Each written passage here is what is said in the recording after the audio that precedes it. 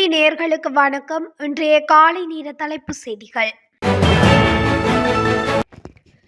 நாடளாவிய ரீதியில் வாகன விபத்துகளை குறைக்கும் வகையில் போலீசாரால் விசேட போக்குவரத்து நடவடிக்கை ஒன்று அமல்படுத்தப்பட்டுள்ளது. போக்குவரத்து விதிகளை மீறி தொலைதூர பஸ் சாரதிகள் கவனக்குறைவாக வாகனம் செலுத்தும் விடயம் தொடர்பில் பிரதானமாக அவதானம் செலுத்தப்பட்டுள்ளது. பயணிகள் பஸ்களை சோதனையிடுவதற்கு சிவில் உடையில் உத்தியோகத்தர்கள் கடமையில் ஈடுபட்டுள்ளதாகவும் நீண்ட தூர சேவை பஸ்களில் அவர்கள் கணிசமான தூரம் பயணிப்பதாகவும் போலீசார் மேலும் தெரிவித்தனர்.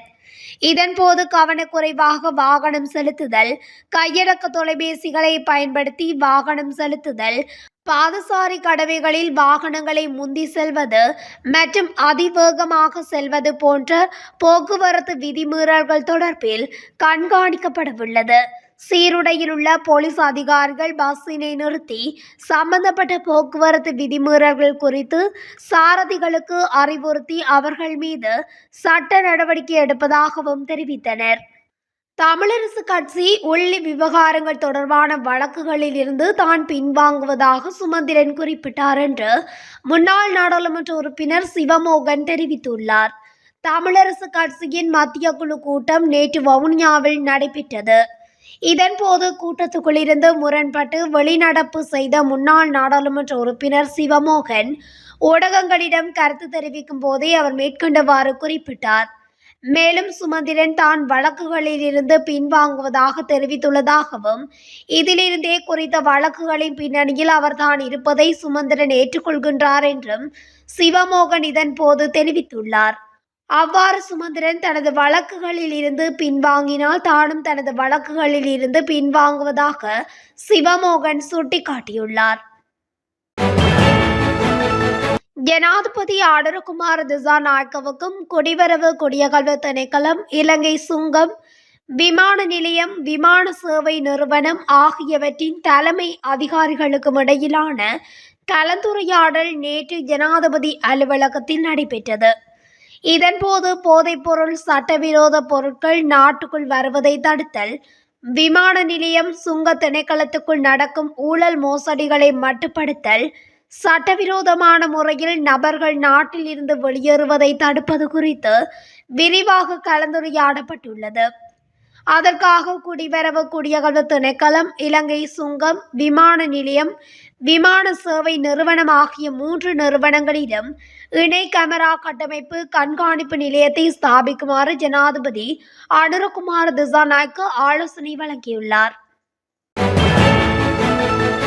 அரசு அதிகாரிகளுக்கு அடுத்த ஆண்டுக்காக 4000 ரூபாய்க்கு மிகாத விசேட முற்பணத்தை வழங்க அரசாங்கம் தீர்மானித்துள்ளது. பொது நிர்வாக அமைச்சின் செயலாளர் எஸ். ஆலோக பண்டார இதனை தெரிவித்துள்ளார். எதிர்கால வேதனத்தில் கழிக்கப்படும் வகையில் இந்த முற்பண தொகை வழங்கப்படும் எனவும் அவர் குறிப்பிட்டுள்ளார். அரசு அதிகாரிகளுக்கு இந்த முற்பணம் ஜனவரி மாதம் 1ஆம் தேதியிலிருந்து பிப்ரவரி மாதம் 28ஆம் தேதிக்குள் செலுத்தப்பட உள்ளது. மேலும் இது தொடர்பான நடவடிக்கைகள் அமைச்சின் செயலாளர்கள், மாகாண பிரதம செயலாளர்கள் மற்றும் திணைக்கள தலைவர்களினால் மேற்கொள்ளப்படும் எனவும் நிர்வாக அமைச்சின் பொது செயலாளர் எஸ். ஆலோக பண்டார தெரிவித்துள்ளார். லஞ்சம் பெற்ற குற்றச்சாட்டில் கைதான முன்னாள் மாகாண சபை உறுப்பினர் சலோஷன கமகே மற்றும் வர்த்தகரை எதிர்வரும் ஜனவரி மாதம் 6ஆம் தேதி வரை விளக்கமறியலில் வைக்குமாறு கொழும்பு மேலதிக நீதவான் நேற்று உத்தரவிட்டுள்ளார். சலோஷன கமகேவும் வர்த்தகர் ஒருவரும் புறக்கோட்டை பகுதியில் வைத்து நேற்று லஞ்சம் மற்றும் ஊழல் பற்றிய சரத்துதல்களையும் புலனாய்வு செய்வதற்கான ஆணைக்குழுவின் அதிகாரிகளால் கைது செய்யப்பட்டிருந்தார். நகர அபிவிருத்தி அதிகார சபையினால் பொறுப்பேற்கப்பட்ட காணிக்குரிய நஷ்டஈட்டை விரைவாக பெற்றுக்கொள்வதற்கு தேவையான ஒத்துழைப்புகளை வழங்குவதாக சந்தேக நபர்கள் இருவரும் வர்த்தகர் ஒருவரிடமிருந்து 90 லட்சம் ரூபாய் லஞ்சம் பெற்றுள்ளமையும் குறிப்பிடத்தக்கது. நேற்று காலை 6 மணியுடன் நிறைவடைந்த 24 மணித்தியால நடவடிக்கையில் பண்டிகை காலத்தில் வாகன விபத்துகளை குறைப்பதற்கான நாடளாவிய முயற்சியின் ஒரு பகுதியாக மதுபோதையில் வாகனம் செலுத்திய 383 சாரதிகள் கைது செய்யப்பட்டுள்ளனர். இந்த காலப்பகுதியில் பல்வேறு போக்குவரத்து விதிகளை மீறியதற்காக மொத்தம் 8392 சாரதிகளுக்கு அபராதம் விதிக்கப்பட்டுள்ளதாக போலீஸ் ஊடக பிரிவு தெரிவித்துள்ளது. முன்னாள் அமைச்சர் மனுச நாணயக்காரவின் சகோதரனான திசர சிரோன நாணயக்கார குற்றப்புலனாய்வு திணைக்கள அதிகாரிகளால் நேற்று கைது செய்யப்பட்டுள்ளார்.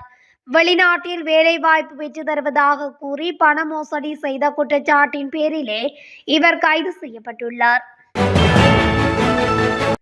நாட்டில் டின்மீன்களுக்கான அதிகபட்ச சில்லறை விலையை நிர்ணயிக்கும் விசேட வர்த்தமானி அறிவித்தலை நுகர்வோர் அதிகார சபை வெளியிட்டுள்ளது. இதன்படி 425 கிராம் டுனா டின்மீன் வகையின் அதிகபட்ச சில்லறை விலை 380 ரூபாவாகும். மெகரல் வகையான 155 கிராம் டின்மீன் அதிகபட்ச சில்லறை விலையானது 180 ரூபாவாகவும் 425 கிராம் டின்மீன் விலை 420 ரூபாவாக அறிவிக்கப்பட்டுள்ளது. அத்தோடு ஜெக் மெகரல் டின்மீன் அதிகபட்ச சில்லறை விலையானது 560 ரூபாய் எனவும் குறித்த வர்த்தமானி அறிவித்தலில் குறிப்பிடப்பட்டுள்ளது. நீர்கொழும்பு புறநகர் பகுதியான சீதுவ பகுதியில் துப்பாக்கிச்சூடு நடத்தப்பட்டுள்ளது. ஒரே குடும்பத்தைச் சேர்ந்த 3 பேர் மீது துப்பாக்கிச்சூடு நடத்தியதாக போலீசார் தெரிவித்தனர். சம்பவத்தில் ஒருவர் உயிரிழந்த நிலையில் 2 பேர் படுகாயமடைந்த நிலையில் மருத்துவமனையில் அனுமதிக்கப்பட்டுள்ளனர்.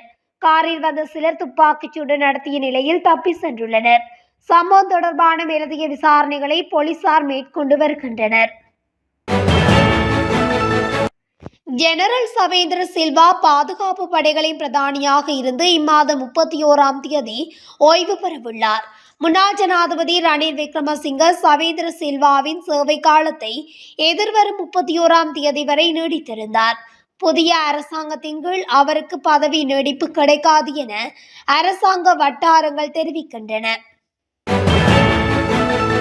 இந்தோனேசிய நாட்டின் கடற்படைக்கு சொந்தமான கிரே சுல்தான் ஸ்காந்தர் முடா 367 என்ற கப்பல் கொழும்பு துறைமுகத்திற்கு வந்தடைந்துள்ளதாக தகவல் வெளியாகியுள்ளது.